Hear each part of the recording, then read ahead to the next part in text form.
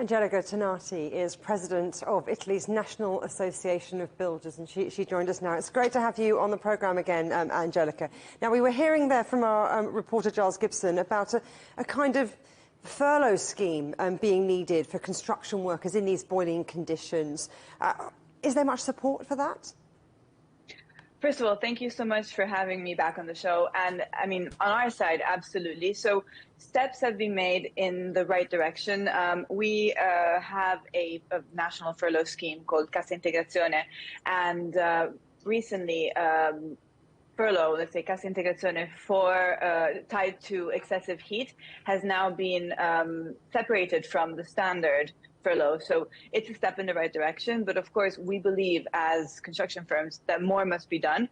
More must be done to align interests from top to bottom. So starting from government, public and private clients, through construction companies, all the way down to our workers, because obviously we can't one-sidedly stop work. And what about technology? Let's talk about the importance of that in the workplace. Your association is taking part in a trial, aren't they, for an app for construction workers so they know when to get out of the heat. Tell us how it works. So we're in talks to begin trialing this, this experimental app, which basically tries to record more accurate data on workplace heat, because at the moment, the way you activate this say heat-related, not redundancy, sorry, furlough pay, is with regional bulletins, which often don't record actual site conditions, because as you can imagine, when you're working on the ground, when you're working, let's say, laying down a road, it's much hotter than what a meteorological station can measure. And so our goal is to start experimenting with technology to try and find more accurate sources of truth. But of course, in order to use this app and for it to work properly, we haven't yet started experimenting with it. We're still in talks on how to make it most efficient, because we believe as a construction industry body that it needs to be the single source of truth, so that then we don't find ourselves in the position of suspending work and then being penalized for it, and that our clients need to buy into it as well, because very often what could happen otherwise is that we suspend work and then we get penalized by our clients for it. So there needs to be total buy-in on this measure. Now, we're talking about construction in Italy, but let's talk about Italy more generally in terms of the impact that climate change is having there, because extreme weather's rocking Europe, but Italy's particularly exposed. Tell us why.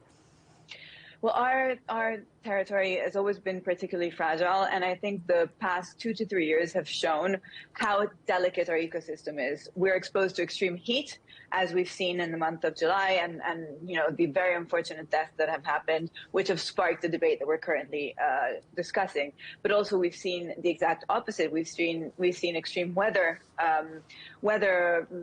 happening almost on a daily basis now, with the floods in Emilia-Romagna or the hailstorms in northern Italy just last week. So our ecosystem is more and more fragile, and it's a global phenomenon, but countries in southern Europe are particularly fragile at the moment.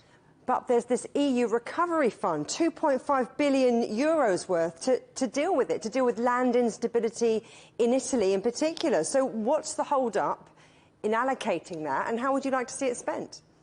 So unfortunately, recent news out of Italy has been that some funds have been removed from hydrological risk and from urban regeneration projects, which we strongly believe are fundamental for our frail cities and our frail ecosystem, and allocated elsewhere. So, I mean, the EU Recovery Fund is a massive opportunity to not just kickstart, restart the Italian economy, but also to make investments where they most matter. And we believe that they matter on a local basis, on a local territory basis. And we believe they're very important to secure our land, secure our infrastructure against these extreme events, which are more and more frequent. So I would hope that this kind of reallocation of funds away from these measures will be substituted by new funds from the new EU structural funds, and we're waiting to hear more about that. Oh, what a wait. Angelica Tonati, pleasure to talk to you. Thank you very much.